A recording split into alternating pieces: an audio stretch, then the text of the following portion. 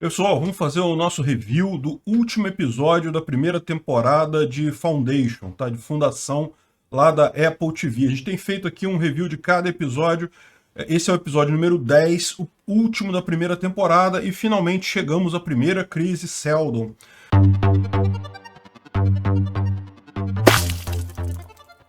Pois é, chegamos à primeira crise Seldon e ela é bem diferente do que tem no livro, tá? Ok, tem Anacrianos, tem Thespian, tem outros países, ele tem outros planetas, né, outras estrelas, tem a nave Invictus e coisa e tal. A nave Invictus, na verdade, só aparece no livro na segunda crise Seldon e coisa e tal.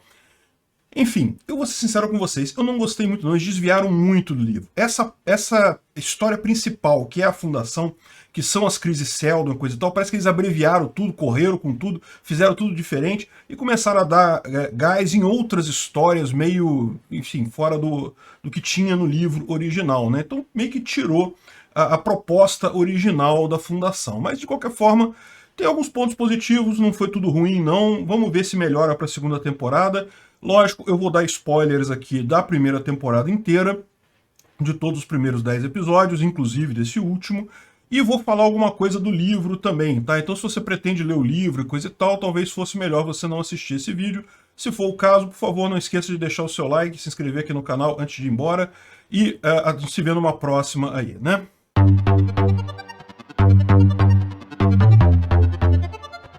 Bom, dado o aviso de spoiler, essa coisa justamente é o que me incomoda, né, na fundação, né? Pois bem, começou a primeira crise Seldon. É bem diferente do que era lá no livro, né? O cofre aqui é uma estrutura toda psicodélica aqui, que depois a gente fica sabendo, ela é composta do próprio corpo do Harry Seldon, que tem uma consciência implantada por nanorobôs. Inventaram uma coisa maluca, né? No livro é tudo muito mais simples. No livro, o cofre é uma sala que eles já sabem que ela abre de tantos em tantos tempos, eles já sabem qual vão ser as próximas crises Seldon, e o que aparece ali é um holograma do Seldon simplesmente deixando um recado para eles, dando uma dica de como eles vão resolver aquela crise Seldon. Repara, no livro isso é muito mais forte, porque isso significa que o Seldon sabia no início tudo que iria acontecer ano a ano. Aqui ele tem uma espécie de consciência. Ele conversa com as pessoas, ele fala com as pessoas como se ele estivesse conversando, pegando informações ali. Ele até dá a entender que ele realmente previu aquilo tudo, previu até Invictus e coisa e tal, mas no final das contas ele interage com a pessoa, ele tem uma consciência naquilo ali, né? Embora ele já tenha morrido, o Harry Seldon, ele morreu logo no início da série, mas essa consciência dele volta nessas crises Seldon. No livro é muito mais simples, é só um holograma, ele só passa uma mensagem fixa, né? E, bom, a outra coisa meio estranha, esse negócio do cofre ser feito com ele, sei lá, porque eles exageraram, mas aí também meio que não faz diferença esse tipo de coisa, né? O fato repara como eu falei para vocês que eu temia que iria acontecer, aconteceu. Ele aparece e ele já entra direto na segunda crise Seldon, que é justamente quando a fundação começa a se armar. Então toda a parte inicial, pacifista, de você ter o equilíbrio pela inteligência, de você ter o conhecimento como o grande catalisador para a fundação ficar acima dos outros reinos que tinha ali na galáxia, aquilo foi tudo pro saco, né? Aquilo já fala, não, vamos pegar Invictus agora e fazer várias naves igual a Invictus. Isso é a segunda crise Seldon, não é a primeira. A primeira eles meio que pularam, né? Eles juntaram as duas coisas e fizeram uma crise Seldon só nessa primeira temporada. É o que eu tô falando, eles estão dando pouca importância à trama principal do livro, que é justamente a psicohistória, é como a política se desenvolve, como que um Estado nasce, né?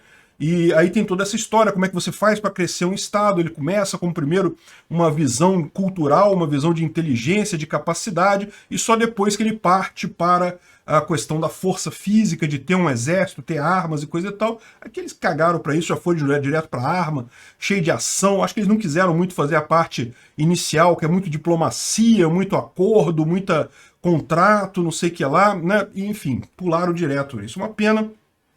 Então, o Harry Seldon ele chega ali, né, nessa crise Seldon deles aqui, que é a primeira deles. No livro seria mais próxima da segunda. Na verdade, eles fizeram uma mistura das duas primeiras crises, né? E ele fala sobre que os Thespianos e os Anacrianos sempre brigaram e coisa e tal. No livro são 4 planetas diferentes, são 4 impérios diferentes na galáxia, né, na parte externa da galáxia. Aqui eles botaram só 2 para simplificar, isso daí não faz muita diferença. E eles falam, não, que vocês estão brigando, mas na verdade a culpa é do Cleon, foi o Cleon que botou um para brigar com o outro. Ou seja, chamando todo mundo de idiota ali, né? Porque só se eles fossem idiota mesmo para acreditar nesse troço.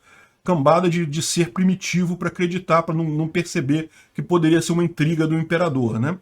Mas enfim, essa é a história que eles estão contando. Aqui no livro a coisa é muito mais sofisticada, envolve muito mais essa luta política, essa luta de entendimento, de cessão, de ceder alguma coisa ali, ganhar outra coisa ali, enfim. O fato é que ele conclama os anacrianos com os tespianos e com o pessoal de Terminus para juntar todo mundo e fazer um grande império, que vocês vão precisar ganhar da fundação mais para frente, e aí ficam ocultos da fundação, fazem a nave Invictus lançar um pulso de energia para ficar invisível para a fundação e coisa e tal. Essa parte tem no livro, tá? Essa parte está mais ou menos igual mesmo, e se escondem na fundação, mas aí eles começam agora a construir outras naves, o que é uma pena, como eu falei. Pulou a parte inicial de colocar, de destacar a importância da cultura para você fazer um império, né? Toda aquela parte pacifista que eu falei para vocês, que a Salvor Hardin, ela tinha aquela visão, o Salvor Hardin no livro, né? Tinha aquela visão pacifista de que você não podia brigar, é besteira, nosso planeta é pequeno, a gente tem que negociar, tem que fazer acordos e coisa e tal. E no final das contas isso foi tudo pro saco, ficou só briga mesmo. E a Salvor Hardin entrou numa quest para querer... De onde eu vim? Por que eu sou uma pessoa especial? Por que eu nasci especial desse jeito? Ah, porra, que coisa chata, né? Salvor Hardin no livro, não, ele é uma pessoa normal, ele não tem... Lá pra frente, bem mais lá pra frente, começa a aparecer realmente umas pessoas na história com poderes mentais e coisa e tal, umas coisas assim meio estranhas.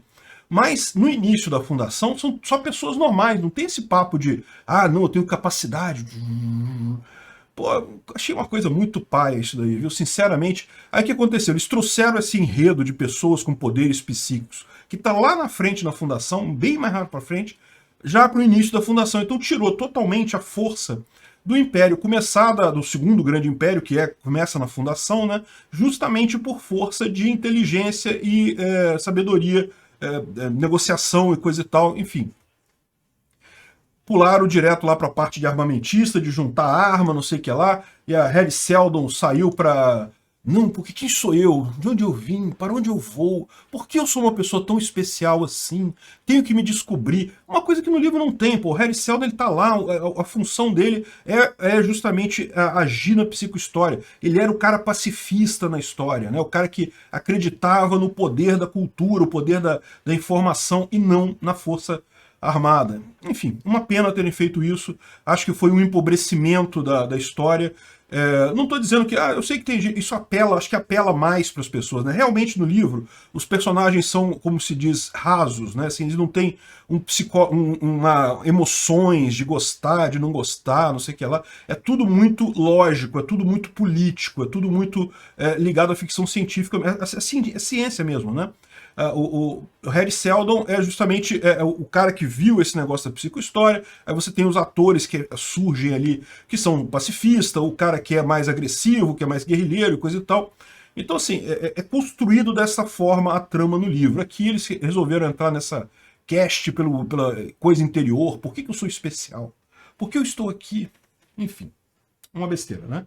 E eu já falei pra vocês, não tem esse negócio de abrir o cofre, né? O cofre a pessoa já sabia que abria, não tem segredo nisso daqui. Não faz muito sentido esse negócio também de fazer segredo, de ninguém saber pra que serve o cofre. Por que ele não falou, pô? Enfim. Outra coisa que ele falou aqui que tá de acordo com o livro é que a Enciclopédia Galáctica não serve pra porra nenhuma. Isso no livro é assim também. Ele chega lá e fala, lembra que vocês estão trabalhando aqui na Enciclopédia Galáctica, não sei o que lá, há não sei quantos anos e coisa e tal, e ó, joga fora, não serve pra porra nenhuma esse troço. Isso no livro é assim também. Bom, aí depois vem a trama dos Cleon, né, que também não preciso nem de falar para vocês que não tem nada disso no livro, né, os Cleon não existem no livro existe o Cleon I, que foi o primeiro imperador, mas depois disso vieram outros imperadores e coisa e tal, se não me engano era Dagoberto IV, que era o imperador na época lá do negócio lá do Seldon, mas no final das contas não existe isso de linhagem clônica, né, dinastia clônica. Enfim, mas essa trama aqui, eu vou ser sincero pra vocês, não tá ruim não, tá? É o que eu falo, a pena dessas tramas paralelas é que tira força da história principal. O bacana do livro é justamente a história da fundação, é justamente a psicohistória, é justamente como os impérios crescem e morrem. É você observar as dicas de impérios morrendo, o império nascendo. Aqui eles botaram um monte de coisa emocional, que aí não, aí o Cleon daqui sabe que o outro Cleon, que tá com defeito, ele trata como um filho, não sei o que lá, e aquele negócio todo. Dá pra ver que eles estão na merda aqui, né? Porque, lembra como a gente viu no último episódio, o último Cleon, que era mais novinho lá, o Cleon 14, se não me engano, ele tinha problema genético. Na verdade, ele foi alterado geneticamente por rebeldes, né, no planeta, que queriam justamente acabar com a dinastia clônica, né? Então alteraram o DNA dele internamente, por isso que ele tinha daltonismo, que ele era canhoto, não sei o que lá.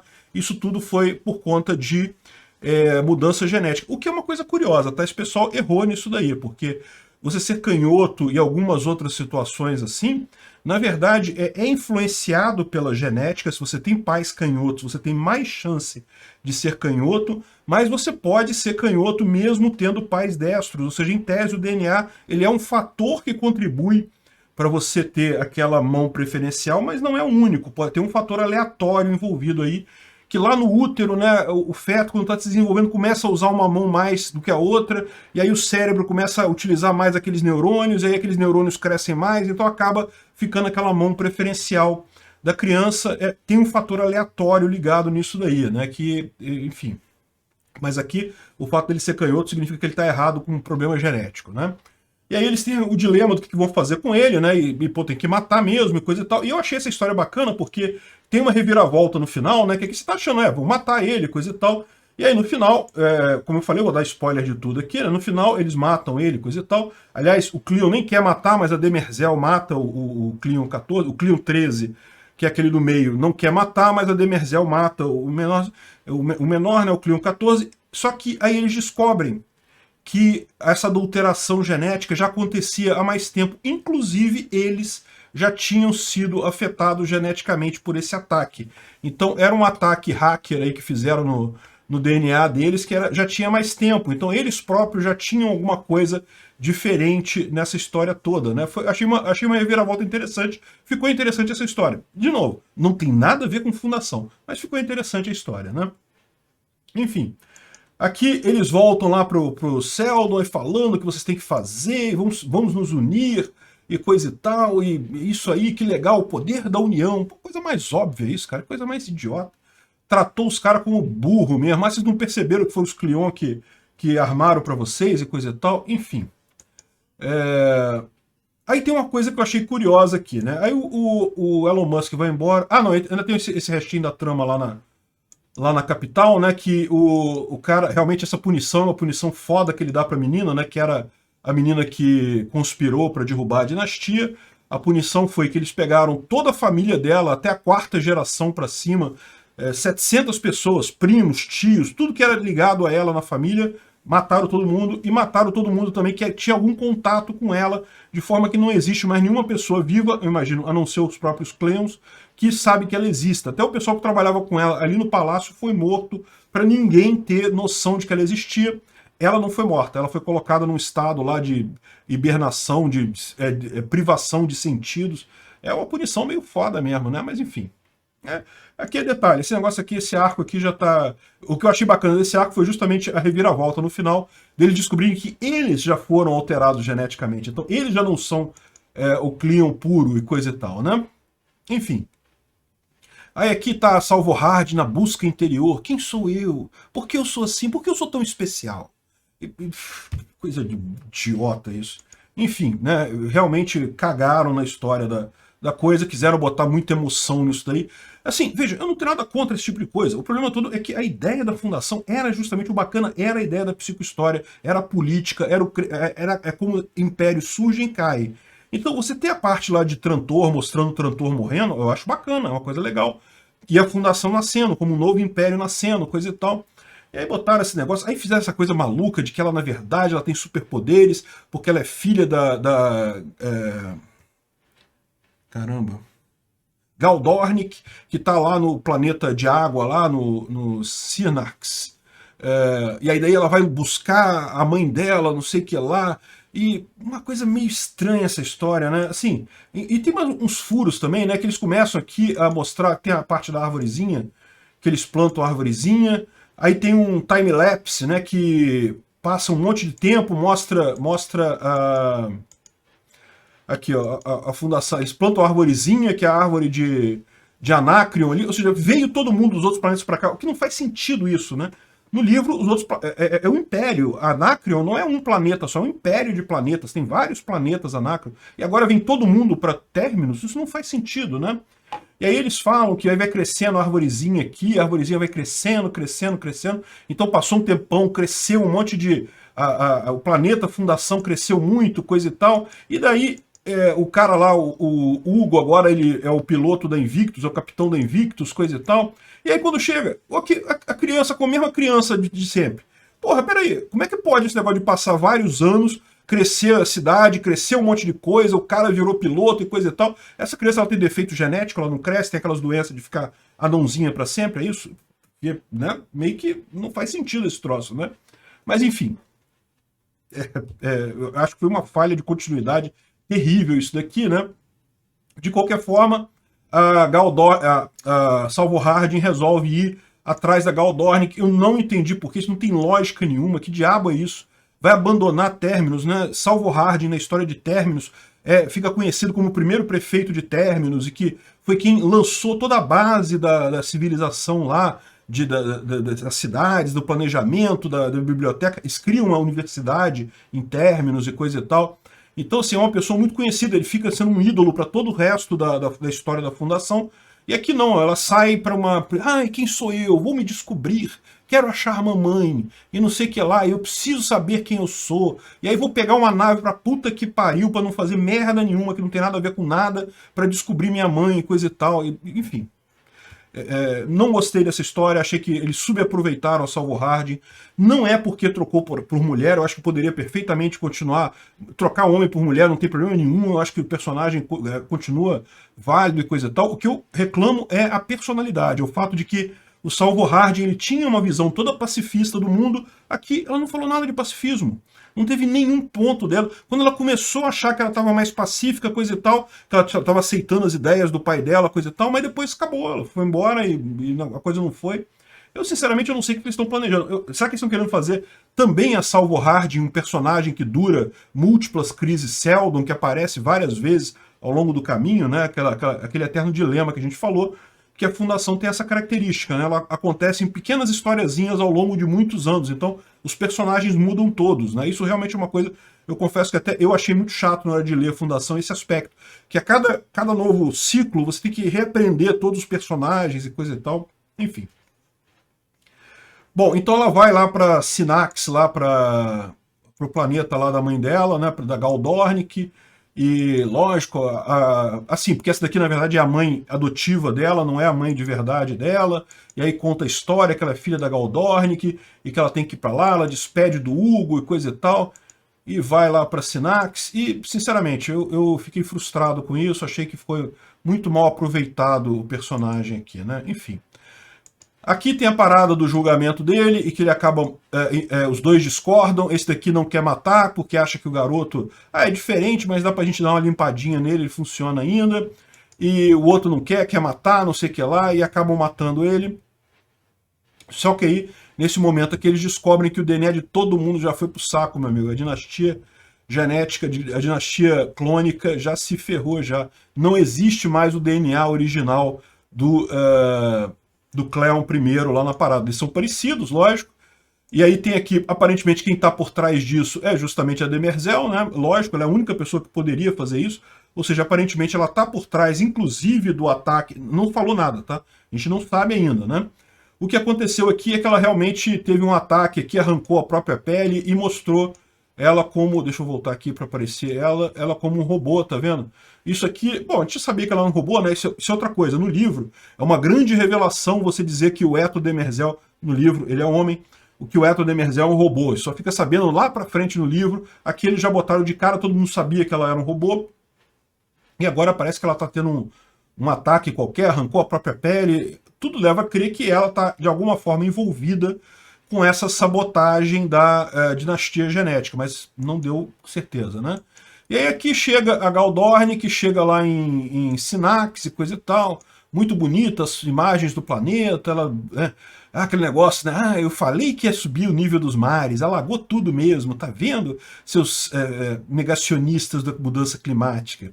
Pessoal chato. Eles não percebem o quanto eles são parecidos com religião, né? Eles criticando a religião, nesse caso, eu falei isso logo no início da série lá, eles criticando a religião, porque o pessoal passou a adorar Deus porque estava subindo as águas e não sei o que lá, e eles não percebem que eles fazem a exata mesma coisa. Porque esse negócio de ciência climática não é ciência nunca, é dogma, né? Virou dogma na visão desse pessoal. Enfim. Daí ela chega lá e acha a Salvor Hardin, ela encontra a Salvor Hardin. Pô, eu fico pensando, cara, que coisa aleatória, né? Assim, se ela tivesse parado em um outro lugar diferente do planeta, eu imagino que o planeta não é desse tamanhozinho, né? É um negócio grande. Tem um monte de lugar que podia parar o foguete dela. Pô, que cagada, né? Pousou exatamente no mesmo lugar, né? Enfim, aquele negócio, né, forçou um pouco a barra. Nada disso daqui tem no livro. Sinax é meramente citado no livro, ninguém fala muito sobre isso. Só fala que é um planeta atrasado e que deu origem a um matemático muito bom, que é o Gal Dorn, que coisa e tal. E aqui nessa história aqui, não, eu sou sua filha, né? Fizeram um momento Star Wars aqui, né? Eu sou sua mãe, não sei o que é o contrário, a mulher que fala que é filha, né? E aí acaba a história assim, ela falando que é filha, acabou a primeira temporada, não deve ter... A segunda temporada parece que já está contratada, então vai ter uma segunda temporada, a gente não sabe como, mas isso daqui meio que fechou a primeira temporada de Fundação, né? Então, pois bem, eu deixei bem claro a minha opinião sobre o negócio. Assim, não achei de todo ruim, não, tá? Eu achei que a história tinha uns negócios legais, teve umas reviravoltas que me impressionaram. A questão lá do planeta lumífero lá, que o pessoal foi, achei bacana aquela reviravolta ali. E essa questão dos clones já estarem alterados geneticamente faz sentido e coisa e tal. Ficou legal. O que eu acho chato nessa história toda é que a história principal mesmo da Fundação, eles meio que deixaram pra lá, fizeram um negócio meio meia boca, jogaram fora toda a ideia da construção de um império pra fazer um negócio ali, não, briga, mata aqui, olha só, ali é mal, é bom, todo mundo é bom, é mal, não sei o que lá. Um negócio que, porra, é coisa de criança, né? Enfim, realmente, por isso eu vou dar uma nota 5 pra essa primeira temporada. Não foi ruim, não se joga fora. A filmagem foi muito boa, os efeitos especiais muito bacanas, os personagens, via de regra, os atores são muito bons. O que eu achei ruim foi justamente o script. Talvez por eu ser um fã da série, talvez tenha realmente um fator aí de eu sentir meio traído porque eles não seguiram o padrão da série. Mas é aquele negócio, cara, eu acho que é ok você mudar algumas coisas para garantir, para transformar um livro numa série, mas o fato é que eles mudaram tudo, pô. Em que ponto que deixa de ser Fundação? Daqui a pouco é a história do barco de Teseu lá, pô. Se tu mudou a porra toda, não é mais o mesmo barco, caramba. Enfim, é isso daí. Vale a pena ver? Vale a pena, mas assim, eu tô meio desanimado pra segunda temporada. Vamos ver.